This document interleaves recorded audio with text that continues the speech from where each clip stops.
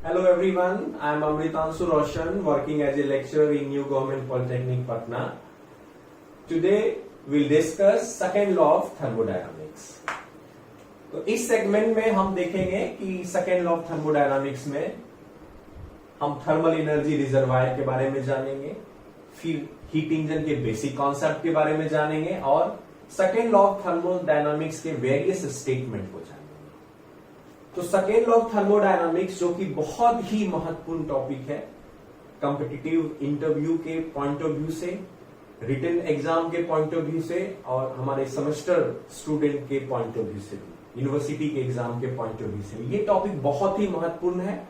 और अगर इसे आप नहीं समझेंगे तो आप थर्मल इंजीनियरिंग सब्जेक्ट पे कभी भी अच्छी पकड़ नहीं बना पाएंगे। सेकेंड लॉ ऑफ थर्मोडायनामिक्स को एक तरह से हार्ट ऑफ थर्मोडायनामिक्स भी कहा जाता है। तो अगर आप हृदय को ही नहीं समझेंगे तो उस शरीर को भी आपको नहीं समझ में आएगा। तो सबसे पहले हम सेकेंड लॉ पे फोकस करेंगे। सेकेंड लॉ ऑफ थर्मोडायनामिक्स से पहले मैं थोड़ा सा briefly first law of thermodynamics के बारे में बताना चाहूंगा, जहां पे कुछ लिमिटेशंस हैं और उस वजह से ही सेकेंड लॉ ऑफ थर्मोडायनामिक्स का कॉन्सेप्ट आया। मैं दो मुख्य बिंदु पे आपका ध्यान आकृष्ट करना चाहूंगा। पहला, डायरेक्शन ऑफ ए प्रोसेस। कोई भी थर्मोडायनामिक प्रोसेस है वो किस डायरेक्शन में प्रोसीड कर रहा है, ये फर्स्ट लॉ ऑफ थर्मोडायनामिक्स कभी भी नहीं बताता है, जो कि बहुत ही महत्वपूर्ण भाग है। दूसरा कि सेकेंड लॉ ऑफ थर्मोडायनामिक्स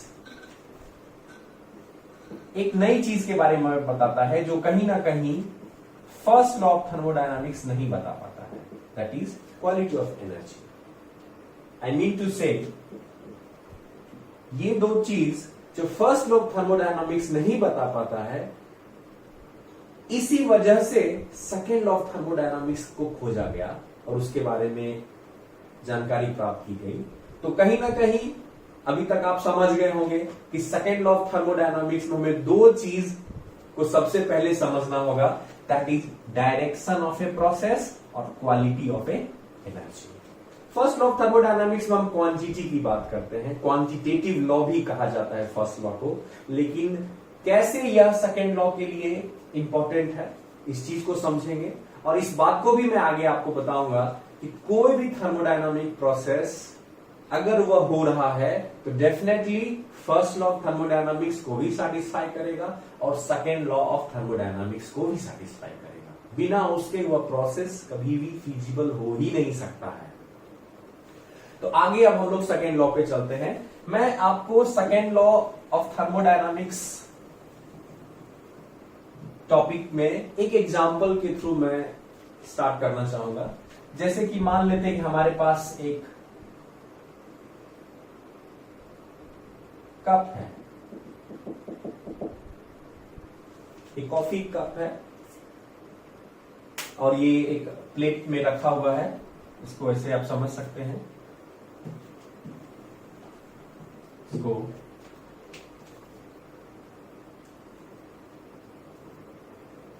मान लेते हैं ये एक कॉफी कप है और ये किसी एक रूम में रखा हुआ है। हॉट कॉफी इसे हम लोग मान सकते हैं।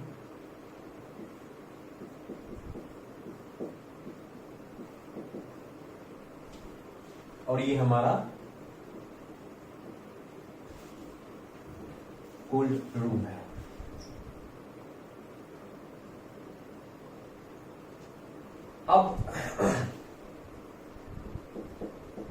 अब अगर ये गर्म है तो नेचुरली इस कॉफी से हीट का प्रवाह उस रूम के एयर की ओर होगा। तो यहां पे मैं कह सकता हूं कुछ अमाउंट ऑफ हीट इस कोल्ड रूम में स्वतः आ जाएगा और ये धीरे धीरे इस कॉफी का टेम्परेचर रूम के टेम्परेचर के बराबर हो जाएगा। आई मीन टू से यहां पे इस कॉफी से हीट का प्रवाह अंदर से बाहर की ओर हो रहा है, हायर टेम्परेचर से लोअर टेम्परेचर की ओर हो रहा है। तो ये एक नेचुरल प्रोसेस का मैंने एग्जांपल बताया।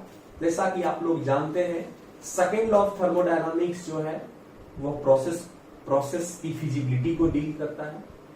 तो जितने भी नेचुरल प्रोसेस होते हैं वो सारे स्पॉन्टेनियस इन नेचर होते हैं और वह स्पॉन्टेनियस इन नेचर होंगे और बहुत क्विकली हायर वैल्यू से लोअर वैल्यू की ओर जाएंगे। जैसे कि यहाँ पे हीट का प्रभाव आप देख रहे हैं, हाई टेम्परेचर से लो टेम्परेचर की ओर जा रहा है, राइट। इसी तरह मैं आपको और कुछ एग्जाम्पल बताना चाहूंगा, लेकिन एक चीज मैं यहाँ पे आपके दिमाग में लाना चाहूंगा कि यहाँ पे आप देख रहे हैं कि हीट स्वतः नेचुरली हायर टेम्परेचर से लोअर टेम्परेचर की ओर जा रहा है। दैट मीन्स हीट का flow, heat flows from higher temperature towards lower temperature. तो ये इसका एक डायरेक्शन हुआ, एक पर्टिकुलर डायरेक्शन में मैं कह सकता हूं। मैं आपसे ये पूछना चाह रहा हूं, क्या यह रिवर्स हो सकता है? क्या ये हीट जो कि इस रूम में आया, क्या यह वापस ये कॉफी में जा सकता है? ये कॉफी को फिर से गर्म कर देगा क्या स्वतः? नेचुरली ऐसा पॉसिबल है क्या? नहीं। यहां पे जवाब होगा नो। दैट मीन्स कि जितने भी नेचुरल प्रोसेस होते हैं वो एक यूनिक डायरेक्शन में फ्लो करेंगे। दैट मीन्स उनमें एक यूनिडायरेक्शनल कैरेक्टरिस्टिक होगा। मैं यहां पे आपको बताना चाहूंगा कि दैट मीन्स एक पर्टिकुलर डायरेक्शन में हमारा एनर्जी का फ्लो होगा। ये हीट क्या है? It is nothing but the form of thermal energy ना। थर्मल एनर्जी का एक फॉर्म है जो कि एक नेचुरली एक पर्टिकुलर डायरेक्शन में जा रहा है। इसी तरह मैं 2-3 नेचुरल प्रोसेस के एग्जांपल देना चाहूंगा। कभी भी वाटर जो फ्लो करता है, अगर आप वाटर फ्लो की बात करें माय डियर स्टूडेंट, जैसा कि आप जानते हैं वाटर जब भी फ्लो करता है तो हायर एलिवेशन से लोअर एलिवेशन की ओर जाता है नेचुरली। क्या इसे आप रिवर्स कर सकते हैं? नेचुरली पॉसिबल नहीं है।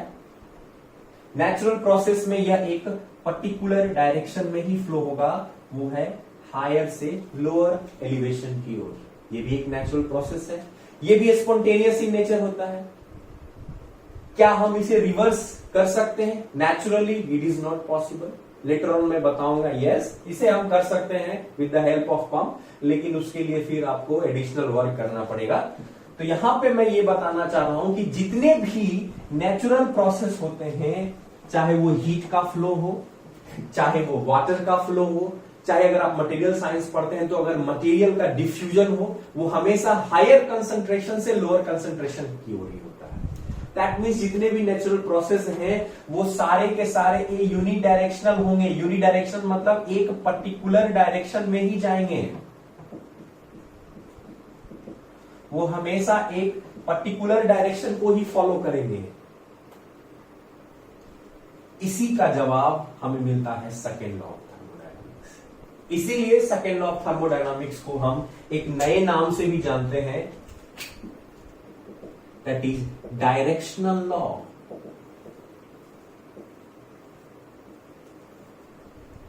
Second law of thermodynamics is also known as directional law. यहां तो बात हो गई कि हायर टेम्परेचर से लोअर टेम्परेचर की ओर आ रहा है ना? हीट हमारा फ्लो कर रहा है। इस वाटर के फ्लो के भी मैंने एग्जांपल से आपको बताया। एक और एग्जांपल मैं देना चाहूंगा जो कि बहुत ही अच्छा एग्जांपल है, आई होप आपको पसंद आएगा, तब हम लोग इसको कंक्लूड करके आगे बढ़ेंगे।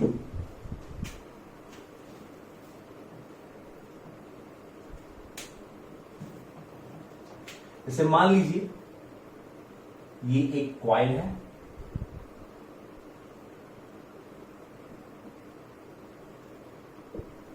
ये एक रूम है,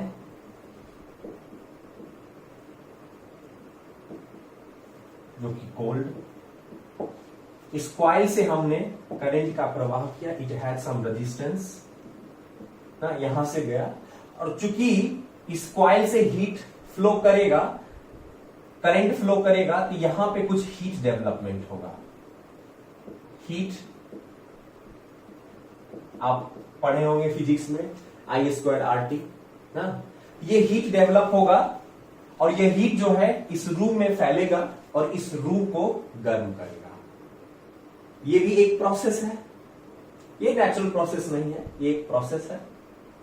तो हमने क्या देखा कि यहां भी जो है हीट जा रहा है और इस रूम के टेम्परेचर को, जो रूम का टेम्परेचर है, उसे इंक्रीज कर दिया। ठीक है, अब मैं आपसे पूछना चाहूंगा, क्या हम इसे वापस रिवर्स कर सकते हैं?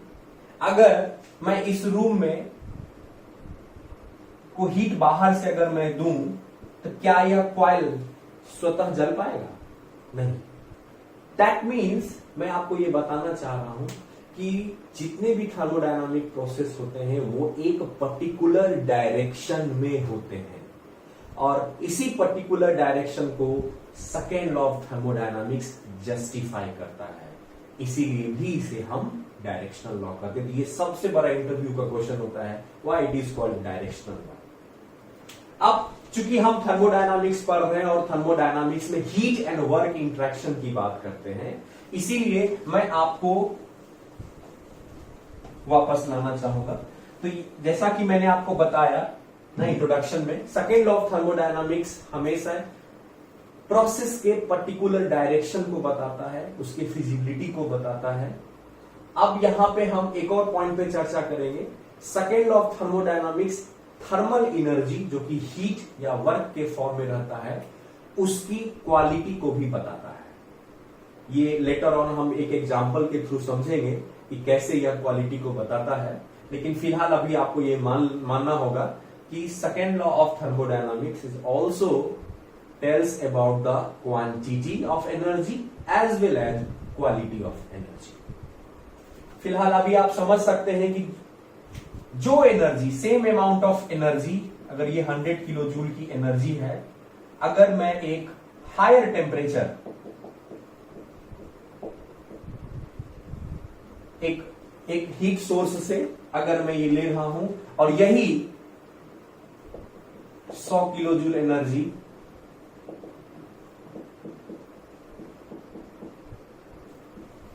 मैं हायर टेम्परेचर से ला रहा हूं, तो इस दोनों एनर्जी को अगर हम देखेंगे तो quantity wise both are same. अगर क्वांटिटी एस्पेक्ट को समझेंगे, ये दोनों सेम है, लेकिन क्वालिटी के एस्पेक्ट में अगर समझेंगे तो ये सेम नहीं है। इस 100 किलो जूल एनर्जी और इस 100 किलो जूल एनर्जी, अगर आप क्वालिटी में चर्चा करेंगे तो इस 100 किलो जूल एनर्जी की क्वालिटी ज्यादा होगी। माय डियर स्टूडेंट, आपके मन में प्रश्न उठ रहा होगा कि ये कैसे हो सकता है। इसके लिए आपको थोड़ा इंतजार करना पड़ेगा। आप 2-3 लेक्चर के बाद मैं आपको एक टॉपिक का कॉन्सेप्ट दूंगा, that is called available energy. इस प्रश्न का जवाब जानने के लिए आपको अवेलेबल एनर्जी और अनअवेलेबल एनर्जी के कॉन्सेप्ट को सीखना होगा। उसको मैं अगर सिंपल शब्दों में कहूं, इस एनर्जी को अगर हम किसी भी हीट इंजन में डाल लेंगे तो वो ज्यादा वर्क प्रोड्यूस करेगा, और ये 100 जूल को डालेंगे तो वो कम वर्क को प्रोड्यूस करेगा। तो चूंकि इसी सेम एनर्जी से इसमें मैक्सिमम वर्क जो आउटपुट मिल सकता है वो कम मिलेगा, क्योंकि इसका सोर्स का टेम्परेचर कम है, इसका सिंक का ज्यादा है, उस वजह से। इसे हम अगले क्लास में डिस्कस करेंगे। फिलहाल अभी आप एक बातों को मान के चले कि जिस एनर्जी का जो सोर्स है अगर हायर टेम्परेचर पे है तो वह हायर क्वालिटी ऑफ एनर्जी होगी। ये फर्स्ट लॉ ऑफ थर्मोडायनामिक्स नहीं बताता है ना। इसे मैं एक खूबसूरत एग्जाम्पल के थ्रू मैं आपको अगर समझाने का प्रयास करूं तो मैं आपको बता सकता हूं कि जैसे मान लीजिए आपके 10 फ्रेंड्स हैं, ठीक है, और कोई दूसरा व्यक्ति है, मान लीजिए आप मिस्टर एक्स हैं और मिस्टर वाई है, उसके भी 10 फ्रेंड्स हैं। तो अगर मैं सिंपल कहता हूं कि दोनों के पास equal number of friends, 10 friends हैं, तो आपको सुनने में सामान्य बात लगेगी। लेकिन मैं आपको कहूं कि एक्स के पास जो 10 फ्रेंड्स है वो काफी अच्छे फ्रेंड्स हैं जो हर वक्त उसके लिए डेडिकेटेड रहते हैं, बहुत ही अच्छे दोस्त हैं। और वाई की जो 10 फ्रेंड्स हैं वह सिर्फ उससे एक पर्टिकुलर स्वार्थवश उससे जुड़े हुए हैं। तो यहां पे अगर क्वालिटी की बात करें तो दोनों के पास फ्रेंड्स तो 10-10 ही है, लेकिन दोनों के क्वालिटी में बहुत अंतर है ना। एक फ्रेंड्स जो है वो दोस्ती की मर्यादा को पालन कर रहा है, एक फ्रेंड्स है वो बस नाम के दोस्त हैं। तो फर्स्ट लॉ वही है, सिर्फ संख्या बताता है, 10 है तो फर्स्ट लॉ के मुताबिक बोथ आर इक्वल। लेकिन जब सेकेंड लॉ को आप समझेंगे तो उस 10 दोस्त की क्वालिटी को जानेंगे। तो डेफिनेटली सब एक जैसे नहीं होते हैं। तो मिस्टर एक्स के 10 दोस्त अच्छे फ्रेंड्स हैं तो आप कहेंगे कि इसके दोस्तों की क्वालिटी अच्छी है। उसके 10 फ्रेंड्स हैं, उसकी अच्छे दोस्त नहीं है तो उसकी क्वालिटी नहीं है। तो क्वालिटी अगर समझना है तो आपको सेकेंड लॉ ऑफ थर्मोडायनामिक्स को गहराई से समझना होगा। माय डियर स्टूडेंट, अगर आप इसको समझते हैं तो मेरा यकीन मानिए जिंदगी में भी आप हमेशा क्वालिटी को ही प्रेफर करेंगे, क्वांटिटी के पीछे नहीं जाएंगे ना। इसीलिए सेकेंड लॉ ऑफ थर्मोडायनामिक्स को क्वालिटेटिव लॉ ऑफ भी कहते हैं और फर्स्ट लॉ हमेशा क्वांटिटेटिव लॉ कहलाता है, क्योंकि ये क्वांटिटी को डील करता है और सेकेंड लॉ जो है वो क्वालिटी को डील करता है। तो हम कह सकते हैं कि सेकेंड लॉ ऑफ थर्मोडायनामिक्स को हम डायरेक्शनल लॉ भी कहते हैं और क्वालिटेटिव लॉ भी कहते हैं। चलिए अब हम लोग थोड़ा सा आगे बढ़ते हैं इस टॉपिक में। हम लोग बढ़ते हैं थर्मल एनर्जी रिजर्वायर की ओर कि थर्मल एनर्जी रिजर्वायर क्या है। इससे पहले एक चीज और मैं आपको बताना चाहूंगा कि जैसे कि हमने बताया था कि ये क्वालिटेटिव लॉ है तो क्वालिटी को बताता है। तो थर्मल एनर्जी की जब हम बात करते हैं तो यह 2 ही रूपों में हम इसे पढ़ते हैं। एक पढ़ते हैं हीट के फॉर्म में और दूसरा पढ़ते हैं वर्क के फॉर्म में।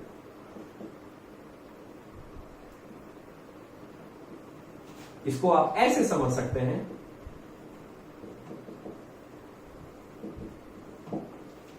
थर्मल एनर्जी को मान लेता हूं मैं, ये बेचारे फादर हैं और इनके 2 सन हुए, हीट और वर्क। 2 फॉर्म है, हीट और वर्क। बाय एक्सपेरिमेंट इसे प्रूफ किया गया है, heat is lower quality energy and work is higher quality energy.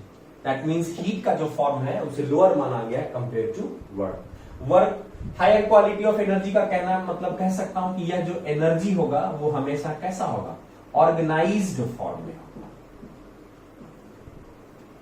इसे आप कॉमनली एग्जांपल से भी समझ सकते हैं कि अगर आपका लाइफ काफी हाईली ऑर्गेनाइज्ड है तो डेफिनेटली आपके अंदर क्वालिटी बहुत अच्छा होगा। इसे बिल्कुल आप एक डेली लाइफ एग्जांपल में फिट करके देखिए। ऑर्गेनाइज्ड फॉर्म में है अगर आपका लाइफ रूटीन तो डेफिनेटली आपके अंदर क्वालिटी बहुत अच्छी होगी। और हीट को हम लोग बोलते हैं disorganized form of energy. तो अगर आपका रूटीन अस्त व्यस्त है, आप बिल्कुल भी मल्टी डायरेक्शनल है, बहुत सारी चीजों पे आपका फोकस है, तो ये बिल्कुल हीट जैसी कैरेक्टरिस्टिक आपकी होगी। ठीक है, चलिए तो हम लोग इसको आगे भी कंटिन्यू करेंगे। अब हम लोग आते हैं थर्मल एनर्जी रिजर्वायर पे। तो याद रखना है heat and work both are form of thermal energy. Heat lower grade lower quality of energy या disorganised form of energy, work higher grade of energy जिसे हम ऑर्गेनाइज्ड फॉर्म ऑफ एनर्जी बोलते हैं। इसे एक्सपेरिमेंटली वेरीफाई किया गया। Okay, अब हम लोग थर्मल एनर्जी रिजर्वायर के बारे में पढ़ेंगे। तो थर्मल एनर्जी रिजर्वायर क्या है माय डियर फ्रेंड्स? तो इसमें 2 टर्म है, थर्मल एनर्जी और reservoir. Bye name it suggest, reservoir मतलब खजाना, जहां पे कोई चीज बहुत ही पर्याप्त मात्रा में है, आप वहां से कुछ ले लीजिए या उसमें कुछ डाल दीजिए, उससे कोई फर्क नहीं पड़ सकता है। जैसे कि मैं एग्जांपल के तौर पर आपको बता सकता हूं, समंदर से आप 1 बाल्टी पानी निकाल लीजिए, 1 बाल्टी उसमें डाल दीजिए, उसके क्वांटिटी में कोई फर्क नहीं पड़ेगा। थर्मल एनर्जी रिजर्वायर में तो इसे आप समझ सकते हैं कि थर्मल एनर्जी रिजर्वायर हमारा ऐसा रिजर्वायर है जहां पे थर्मल एनर्जी काफी पर्याप्त मात्रा में है। दैट मीन्स उसके अंदर उसकी हीट के क्या है, इनफाइनाइट हीट कैपेसिटी उसमें है ना। तो जैसे कि मैं मान लेता हूं ये एक हमारा थर्मल रिजर्वायर है, थर्मल रिजर्व एनर्जी रिजर्वायर, जैसा कि मैंने आपको बताया ऐसा रिजर्वायर है जिसमें आइदर हीट आप निकाल लीजिए, हीट को आप एक्सट्रैक्ट कर लो, या हीट को इसमें दे दीजिए। इसके टेम्परेचर पे कोई फर्क नहीं पड़ता, that means temperature is remain constant, that is called thermal energy reservoir. ठीक है, अब ये थर्मल एनर्जी रिजर्वायर एक एग्जांपल के तौर पे आप ले सकते हैं एटमॉस्फेयर। एटमॉस्फेयर जो है वो एक हमारा थर्मल रिजर्वायर है, उसमें आपकी बॉडी से हीट रिजेक्ट हो रहा है, क्या सराउंडिंग का टेम्परेचर बढ़ जा रहा है? नहीं। या सराउंडिंग से हीट आपके अंदर आ जा रहा है, क्या बढ़ जा रहा है टेम्परेचर? नहीं, सराउंडिंग का टेम्परेचर नहीं बढ़ पा रहा, तो उसे हम लोग रिजर्वायर के तौर पे ले सकते हैं। तो अब इसमें तो समझना होगा कि थर्मल एनर्जी रिजर्वायर दो तरह के होते हैं। हाँ? जैसा कि मैंने बताया, अब थर्मल एनर्जी रिजर्वायर को शॉर्ट में TER हम लोग लिखते हैं। TER दो तरह के होते हैं, पहला which is known as source, दूसरा first and second, source and sink. Source किसे कहते हैं? जैसा कि by name it suggest, source का मतलब होता है जिसके पास काफी पर्याप्त है और जो देने के लिए तत्पर है। तो आई मीन टू से सोर्स हमारा ऐसा थर्मल एनर्जी रिजर्वायर होगा जिससे हम हमेशा हीट को क्या कर सकते हैं, एक्सट्रैक्ट कर सकते हैं। और इस तरह से हीट को एक्सट्रैक्ट करेंगे कि इसका टेम्परेचर क्या होगा, कांस्टेंट रहेगा। ठीक है, सिंक क्या है? सिंक हमारा ऐसा रिजर्वायर है जिसमें हम एनर्जी ऐड करते हैं, एनर्जी देते हैं ना, लेकिन इसके टेम्परेचर में तो यहां क्या होगा, जो है हीट ऐड करेंगे, उसमें ऐड देंगे, फिर भी इसके टेम्परेचर में कोई चेंज नहीं। जनरली सोर्स जो है उसे हम लोग TH, T सफिक्स H या T1 से भी सूचित करते हैं।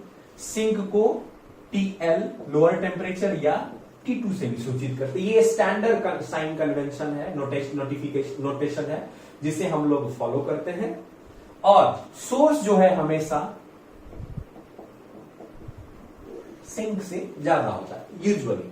हाँ, कुछ केसेस में ये चेंज हो सकते हैं, वो स्पेशल केसेस हैं रेफ्रिजरेशन सिस्टम में, लेकिन जनरल जो हम अभी पढ़ रहे हैं उसमें आप हमेशा यही ध्यान रखेंगे कि सोर्स का टेम्परेचर ज्यादा होता है, सिंक का हमारा ज्यादा होता है। चलिए, तो थर्मल एनर्जी रिजर्वायर के बारे में हमने पढ़ लिया ना। अब हम लोग पढ़ेंगे हीट इंजन के बेसिक कॉन्सेप्ट के बारे में कि हीट इंजन हमारा है क्या।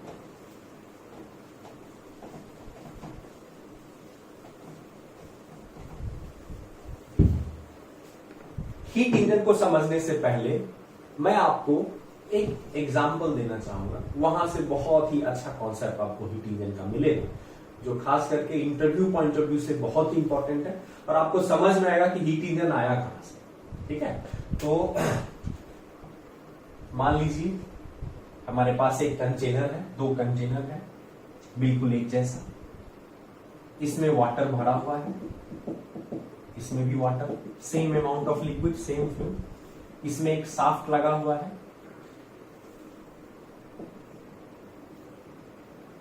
इसमें भी एक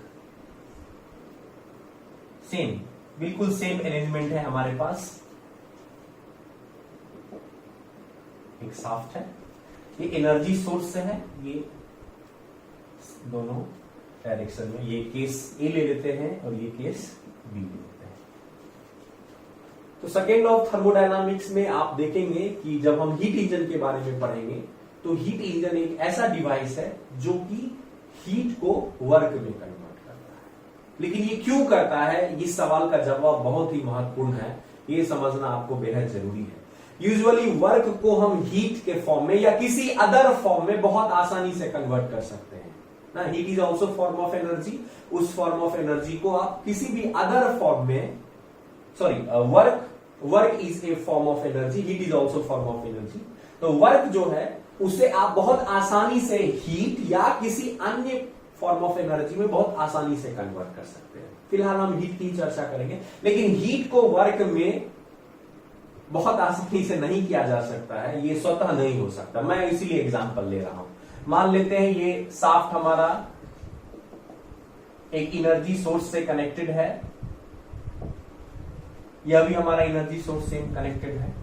अब इसमें हमने लेट सपोज मैं मान रहा हूं कि कुछ एनर्जी दिया जिसके वजह से शाफ्ट रोटेट हुआ, तो यह शाफ्ट रोटेट होने का मतलब इसमें मैकेनिकल वर्क हुआ, और ये मैकेनिकल वर्क होने के वजह से वाटर में स्टीयरिंग एक्शन हुआ, और जहां से इस वाटर की इंटरनल एनर्जी बढ़ी, इस वाटर का टेम्परेचर बढ़ा और वहां पे कुछ हीट का ट्रांसफर हुआ। तो मैं मान लेता हूं कि इससे हीट, इसके टेम्परेचर बढ़ने के वजह से 100 किलो जूल हीट बाहर की ओर आया।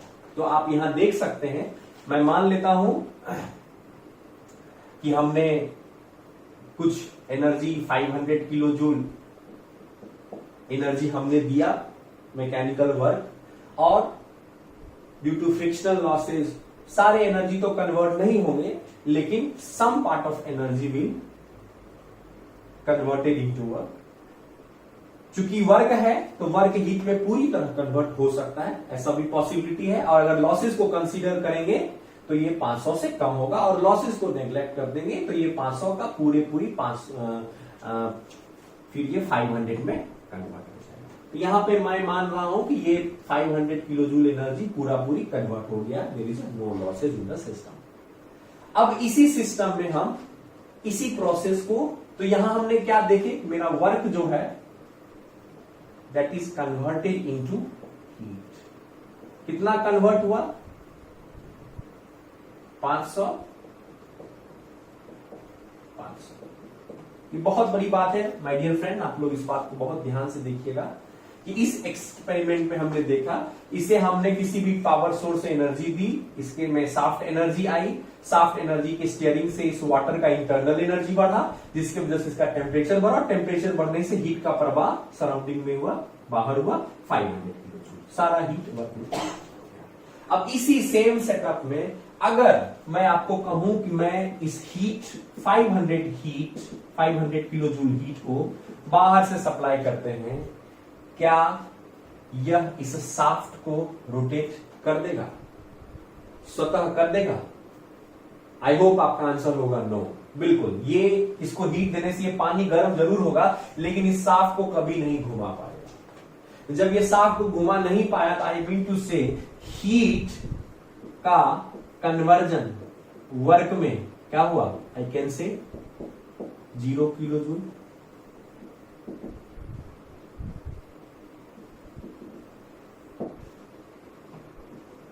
तो मैंने आपको बताया यहां वर्क का आप देख रहे हैं पूरी कन्वर्जन हो गया, यहां हीट का कन्वर्जन वर्क में बिल्कुल भी नहीं हुआ। बट क्या नहीं हो सकता है? यहीं पे कॉन्सेप्ट आता है हीट इंजन का माय डियर फ्रेंड्स, कि अगर आप हीट को वर्क में कन्वर्ट करना चाहते हैं तो उसके लिए आपको एक स्पेशल डिवाइस की जरूरत पड़ेगी जिसका नाम है हीट इंजन। ओके, तो दैट मीन्स यहां से मैं इस एक्सपेरिमेंट से कंक्लूड कर सकता हूं कि हीट जो है वर्क में स्वतः कन्वर्ट नहीं हो सकता है। वर्क हीट में हो सकता है, बिल्कुल 100% हो सकता है, उससे कम भी हो सकता है, लेकिन हीट बिल्कुल भी कन्वर्ट नहीं होगा। आई होप आप मेरी बात, मैं अब इस बात को कंक्लूड करना चाह रहा हूं, और यहीं से कहीं ना कहीं सेकेंड लॉ ऑफ थर्मोडायनामिक्स का जो बेसिक कॉन्सेप्ट है वो निकल के आता है। क्या आता है मैं आपको बता रहा हूं। आपने क्या देखा? हीट का जो कन्वर्जन है वर्क में नहीं हुआ, स्वतः नहीं हुआ।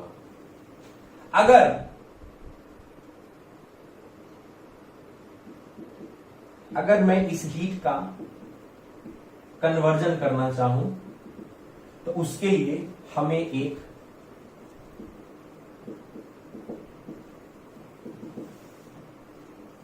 डिवाइस की जरूरत होगी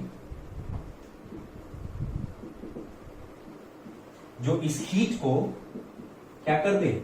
वर्क में कन्वर्ट कर दे। और माय डियर फ्रेंड्स, इसी डिवाइस का नाम है हीट इंजन। तो अब आप समझ सकते हैं कि हीट इंजन का कॉन्सेप्ट कैसे आया। मैं फिर से आपको दोहरा रहा हूं, वर्क को आप आसानी से हीट में कन्वर्ट कर सकते हैं। वर्क को आसानी से हीट में कन्वर्ट किया जा सकता है, कंप्लीट कन्वर्जन पॉसिबल है। लेकिन वर्क का कन्वर्जन इटसेल्फ बिल्कुल भी पॉसिबल नहीं है। लेकिन हां, कन्वर्जन पॉसिबल है, लेकिन कभी भी कंप्लीट कन्वर्जन पॉसिबल नहीं हो सकता है। दैट मीन्स हीट कन्वर्ट अगर इस डिवाइस के थ्रू भी होगा तो कभी भी 100% नहीं होगा। कैसा कन्वर्जन होगा? पार्शियल कन्वर्जन होगा। क्यों होगा, कैसे होगा, ये आपको हम कुछ ही मिनटों में बताएंगे। चलिए, तो यहां से जो मैं कंक्लूजन आपके सामने लाना चाह रहा हूं कि हीट और वर्क में क्या कॉन्सेप्ट है, इस चीज को समझेंगे। सेकेंड लॉ ऑफ थर्मोडायनामिक्स जो है थोड़ा सा अलग तरह से एक्सप्रेस किया गया है, निगेटिव सेंटेंस में इसे ज्यादा बताया गया है। तो हम इसको समझेंगे, लेकिन इसको समझने की कोशिश करेंगे पॉजिटिव मैनर में। तो सेकेंड लॉ ऑफ थर्मोडायनामिक्स का जो जनरल स्टेटमेंट है या जनरलाइज्ड स्टेटमेंट है, माय डियर फ्रेंड्स, आप इसे नोट डाउन भी कर सकते हैं। जनरलाइज्ड स्टेटमेंट मैं आपको बता रहा हूं कि यहां पे मैंने आपको बताया था हमारे पास दो ही फॉर्म ऑफ एनर्जी है, हीट और वर्क। हीट को हमने लो ग्रेड एनर्जी कहा था, वर्क को हमने हाई ग्रेड ऑफ एनर्जी बताया। तो यहां मैं एक स्टेटमेंट दे सकता हूं, the complete conversion of low grade energy, इसे आप हीट समझ सकते हैं, into higher grade to high grade energy, that is work, is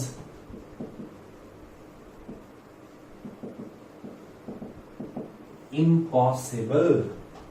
यही सेकेंड लॉ ऑफ थर्मोडायनामिक्स की खूबसूरती है कि सारे सेंटेंस निगेटिव स्टेटमेंट में कहे जाते हैं, लेकिन हमें समझना कैसे है? पॉजिटिव तरीके से। दैट मीन्स इसको समझने की कोशिश करेंगे कि the complete conversion of low grade energy, that is heat, into work is impossible. मतलब हीट का अगर हम कन्वर्जन की बात करें 100% प्योर कंप्लीट कन्वर्जन, याद रखेंगे दिस सेंटेंस को। कंप्लीट कन्वर्जन का मतलब हुआ हीट अगर 100 किलो जूल है तो 100 किलो जूल वर्क में कभी भी ये संभव है नहीं, ये कभी भी संभव नहीं है। That's why it is called impossible. My dear friends, तो संभव कब है? Just reverse of that. हमें समझना कैसे? उल्टा। That means conversion of work 100%, complete conversion of work into heat is possible? Yes. That is the generalized statement of second law of thermodynamics, जो कि बहुत ही गहराई में है। इसको आपको काफी गहराई तरीके से समझना होगा। अब इसी स्टेटमेंट को हम जस्टिफाई करेंगे सेकेंड लॉ ऑफ थर्मोडायनामिक्स के दो स्टेटमेंट से, वो है केल्विन प्लांक स्टेटमेंट और क्लॉसियस स्टेटमेंट। तो यहां पे आप समझ सकते हैं, आपसे पूछेगा इंटरव्यू में what is generalised statement of second law, you can say that the complete conversion of low grade energy into high grade energy is impossible. चलिए, तो आगे अब हम लोग कंटिन्यू करते हैं हीट इंजन के बारे में। तो अगर कंप्लीट कन्वर्जन पॉसिबल नहीं है माय डियर फ्रेंड्स, जैसे मान लो कि मेरा हीट है और इसको हम कन्वर्ट कर रहे हैं वर्क में, तो ये तो कंप्लीट नहीं था, नेचुरली तो बिल्कुल भी नहीं। लेकिन with the help of A cyclic device I can do that partial conversion. तो अगर यह हमारा हीट इंजन हुआ तो तो यहां पे कन्वर्जन कैसा होगा, पार्शियल कन्वर्जन। पार्शियल कन्वर्जन का मतलब माय डियर फ्रेंड्स क्या होगा, अगर मैं कहूं कि हमारे पास 100 किलो जूल एनर्जी है, तो 100 किलो जूल से कम 100% नहीं होगी, 70%, 80%, 90%। तो अगर मैं कह रहा हूं कि अगर हीट इंजन 70% पार्शियल कन्वर्जन में मान लेते हैं कि अगर 70% कन्वर्जन हो रहा है, ये 100 किलो जूल जो हीट के फॉर्म में है, ये कन्वर्ट होके कितना वर्क देगा, 70% कन्वर्जन हुआ। मैं मान लू अगर ये 50% हुआ तो ये कितना हो जाएगा, 50%। क्लियर है? That means I mean to say what is this heat engine? Heat engine is a cyclic device which converts heat energy into some, it converts some part of heat energy into work energy. Clear है? Now अब आपके मन में प्रश्न उठेगा कि why it is called a cyclic device? तो यहां पे हम हीट इंजन के कुछ बेसिक कैरेक्टरिस्टिक को फोकस करने की कोशिश करेंगे कि हीट इंजन में क्या क्या कैरेक्टरिस्टिक है समझना होगा, और यहीं से दो टर्म हम निकालेंगे, एक व्हाट इज वर्किंग फ्लूइड और दूसरा व्हाट इज साइक्लिक डिवाइस। तो पहला हीट इंजन का कैरेक्टरिस्टिक क्या हुआ कि ये heat energy extracts from reservoir. सबसे पहले तो हमें एनर्जी चाहिए, तो भाई कहां से चाहिए, फ्रॉम थर्मल एनर्जी रिजर्वायर। चलिए थर्मल एनर्जी रिजर्वायर में मैं बोल सकता हूं सोर्स से ये एनर्जी ले लेगा, ठीक है। चलिए तो मैं मान रहा हूं एक कैरेक्टरिस्टिक है, हम इसके ब्लॉक डायग्राम पे भी इसके बाद आएंगे। दूसरा, जब ये सोर्स से लिया तो क्या करेगा, partial conversion. Heat engine partial conversion किसमें, इनटू वर्क, ठीक है। उसके बाद जब पार्शियल कन्वर्जन हुआ, जैसा कि मैंने एग्जांपल में दिया कि 100 किलो जूल हीट आया तो उसको कन्वर्ट किया 70 में, तो रेस्ट 30 किलो जूल एनर्जी कहां जाएगा। तो जैसा कि आप जानते हैं first law of thermodynamics conserve है, first law of thermodynamics valid है, तो एनर्जी कंजर्व है। तो अगर 100 किलो जूल एनर्जी इनपुट आया और मान लेते हैं ये हीट के फॉर्म में Q1, और ये कुछ वर्क हुआ 70 किलो जूल के फॉर्म में, तो कहीं ना कहीं कुछ ना कुछ ये हीट हमारा क्या होगा, रिजेक्ट होगा। तो जैसे हीट इसने एक्सट्रैक्ट किया था कहां से, सोर्स से, तो थर्ड कैरेक्टरिस्टिक आ जाएगा हमारा कि जो है ना, जो सम पार्ट ऑफ एनर्जी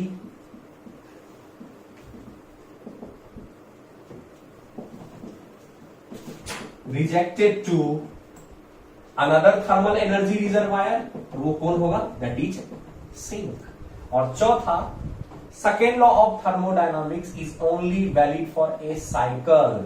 तो सेकेंड लॉ ऑफ थर्मोडायनामिक्स जो है वो एक साइकिल पे वैलिड है, इसीलिए हम इस डिवाइस को साइक्लिक डिवाइस भी कहते हैं। अब आपको माय डियर फ्रेंड समझना होगा कि ये साइक्लिक डिवाइस भी है ना, लेकिन इस साइकिल में बहुत सारे प्रोसेस होंगे, तो एनर्जी का जो ट्रांसफर होगा वो एक साइक्लिक, एक फ्लूइड के थ्रू होता है, जो उस पूरे प्रोसेस में कंटिन्यूअसली ना, साइकिल आप समझते हैं एक पर्टिकुलर पाथ में कंटिन्यूअसली रोटेट करना। तो इसमें अगर हमारे पास ना, अगर आप हीट इंजन का ब्लॉक डायग्राम समझे तो इसको आप बिल्कुल अच्छे तरीके से समझ सकते हैं। मान लेता हूं मैं ये सोर्स है 1000 केल्विन सोर्स है, इसने हीट इंजन जो है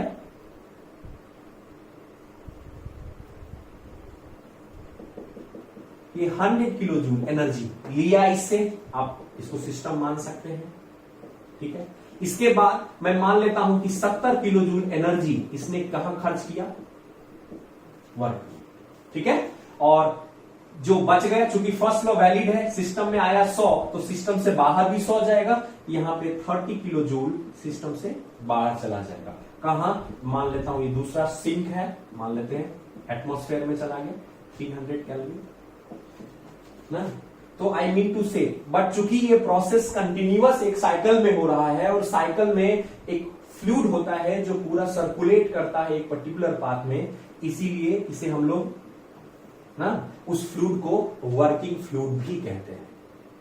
तो यहां पे अगर हम कंक्लूजन करें तो सेकेंड लॉ ऑफ थर्मोडायनामिक्स एक साइकिल के लिए वैलिड है। हीट इंजन एक ऐसा साइक्लिक डिवाइस है जो सोर्स से थर्मल एनर्जी रिजर्वायर, सोर्स से एनर्जी को लेता है। हीट एनर्जी जैसे 100 किलो जूल लिया, इस हीट इंजन का काम है इस हीट एनर्जी को किसमें कन्वर्ट करना, वर्क में। बट क्या ये पूरी कर पाएगा माय डियर फ्रेंड्स? नहीं, ये 100 किलो जूल को 70 किलो जूल में कन्वर्ट करेगा और बाकी 30 जो है क्या कर देगा, उसको रिजेक्ट कर देगा ना। तो ये कहीं ना कहीं आप हीट इंजन को समझ सकते हैं।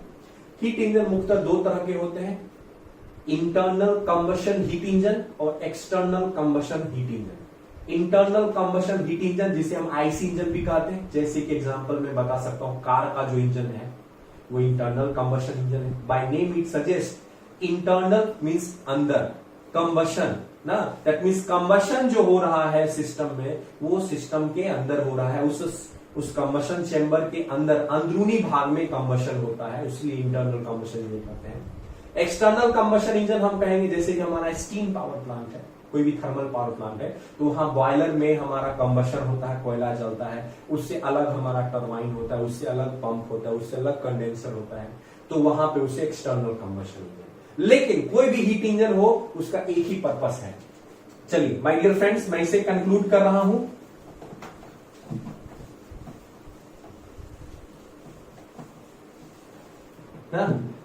इसे मैं कंक्लूड कर रहा हूं और मैं आपको ब्रीफली बताना चाह रहा हूं कि अभी तक हमने क्या पढ़ा।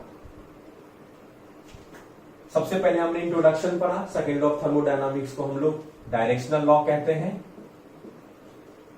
As well as qualitative law पहला था। दूसरा हमने देखा थर्मल एनर्जी रिजर्वायर, जो हायर होगा उसे हम लोग सोर्स कहेंगे, जो लोअर होगा सिंक कहेगा।